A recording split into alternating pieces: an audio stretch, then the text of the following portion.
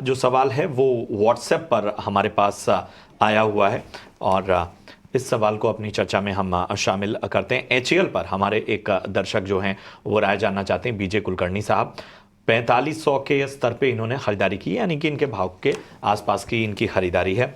अक्षय भागवत इस बीच हमारे साथ जुड़ चुके हैं। अक्षय जी, गुड मॉर्निंग। बताइए क्या रणनीति होनी चाहिए एचएएल पे? डिफेंस शेयरों में हमने देखा कि कल मझगांव डॉक में एक अच्छी रैली देखने को मिली थी। एचएएल जो है इनकी खरीद के आसपास ही है अभी फिलहाल भाव, क्या रणनीति होनी चाहिए? जी, गुड मॉर्निंग प्रशांत जी। तो सबसे पहले अगर डिफेंस क्षेत्र की बात करें तो मेरे हिसाब से बजट के बाद 5-6 महीने का जो एक डल फेस था, उसके बाद गए 15-20 ट्रेडिंग सेशन में अच्छा उछला है, एक रिकवरी के इनिशियल संकेत दिया है बहुत सारे डिफेंस स्टॉक्स ने। पर अगर आपका नजरिया अभी ट्रेडिंग का है या लॉन्ग टर्म का है, आपको क्लियरली डिफाइन करना पड़ेगा, क्योंकि अभी अगर आप शॉर्ट टर्म का व्यू देखना चाहे तो बहुत सारे जो डिफेंस नेम्स है रेजिस्टेंस छू चुके हैं और वहां से थोड़ी सी जो हल्की सी एक बिकवाली का दबाव है वो देखने को मिल रहा है। तो एचएएल की बात करें तो 4700 ये एक शॉर्ट टर्म ट्रेडिंग रेजिस्टेंस है, जिसका जिसका दायरा शायद 1 महीने के लिए वैलिड हो, और 4700 जब तक पार नहीं करेगा तब तक आपको कोई स्ट्रॉन्ग मोमेंटम अपटिक नहीं दिखेगा। ऊपर में सेलिंग प्रेशर है, जिसके चलते स्टॉक 4300 या 4200 तक भी लोअर लेवल छू सकता है। तो यहाँ क्लियर है, अगर आपका शॉर्ट टर्म का विजन है तो एक बार एग्जिट ले ले, क्योंकि एक रेजिस्टेंस के बाद थोड़ी सी बिकवाली का प्रेशर है। अगर आपके पास समय है 6 महीने प्लस, मिनिमम 6 मंथ्स प्लस, तो ही होल्ड करना बनता है, क्योंकि लॉन्ग टर्म का नजरिया कंप्लीटली डिफरेंट है। यहाँ पे कोई प्राइस स्ट्रक्चर में कुछ डरने वाली बात नहीं दिख पा रही है। तो समय डिसाइड करें कि आपको कौन सा टाइम फ्रेम सही लगता है। शॉर्ट टर्म में तो एग्जिट है, लॉन्ग टर्म के लिए अभी भी होल्ड है। लॉन्ग टर्म के लिए जो सपोर्ट जोन है वो बनेगा करीबन 3800 का। ठीक है, तो ये है राय एचएएल पर आपको मिलती हुई और एक अहम रणनीति एचएएल पर आपको अक्षय ने बताई। साथ हम अपने गेस्ट को भी शामिल कर लेते हैं। हमारे कॉलर भी हमारे साथ जुड़ चुके हैं इसी वक्त। ऋषभ हमारे साथ जुड़ चुके हैं। Rishabh, good morning. नमस्ते सर। बताइए कौन से स्टॉक में आपकी खरीदारी? जी सर, सर्वप्रथम तो गौरांग साहब को सादर प्रणाम। उनकी एडवाइस बहुत ही अच्छी रहती है। और दूसरी बात सर, मेरे पास बेल के शेयर पड़े हुए हैं। ठीक है। 300 शेयर है सर, 315 के भाव से। ठीक है जी सर। और मेरे पास बीडीएल पड़े हुए हैं सर, 200 शेयर है। ये 1560 रुपए के भाव से है। दूसरा स्टॉक कौन सा बताया आपने नाम?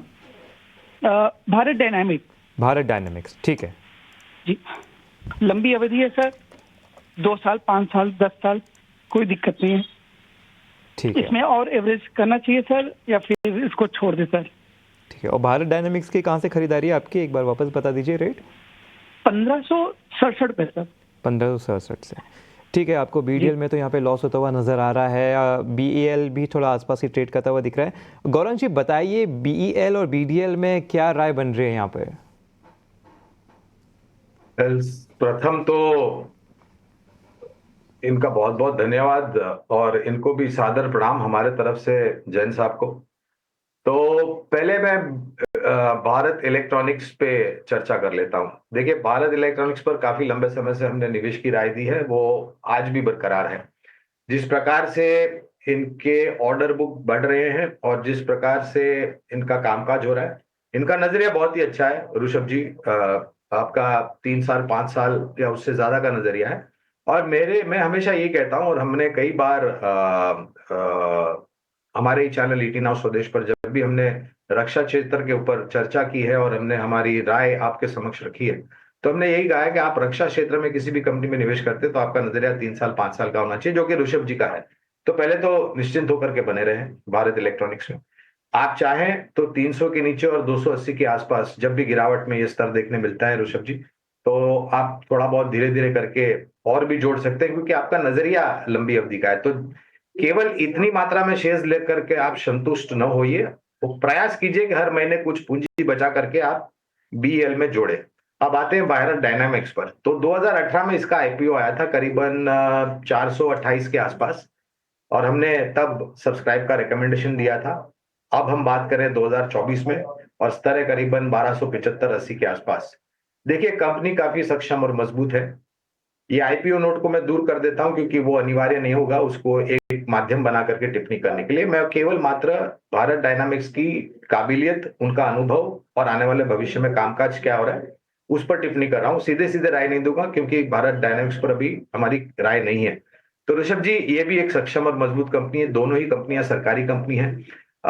जो मिसाइल्स का पूरा कामकाज है और जो हम शक्तिकरण करते हैं हमारे रक्षा बलों को, 5 रक्षा बल है, वायुसेना, थल सेना, नौसेना,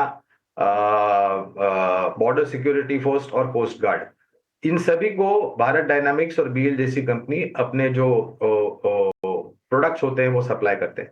स्थानीय मार्केट में बहुत बड़ा ऑर्डर और भविष्य में आने वाले समय में विदेशी मुल्कों से भी इन सब कंपनियों को ऑर्डर्स मिलने की पूरी पूरी संभावना है। कहने का तात्पर्य है कि दोनों ही काफी सक्षम और मजबूत कंपनियां हैं। भारत डायनामिक्स में भी अगर आप चाहे तो आप अपने तरफ से निवेश कर सकते हैं। मैं ये नहीं कह सकता हूं क्योंकि हमारी कवरेज नहीं है, लेकिन दोनों ही सक्षम कंपनियां हैं और आपका नजरिया ऋषभ जी बहुत ही शानदार है। करीबन 3-5 साल है उससे ज्यादा।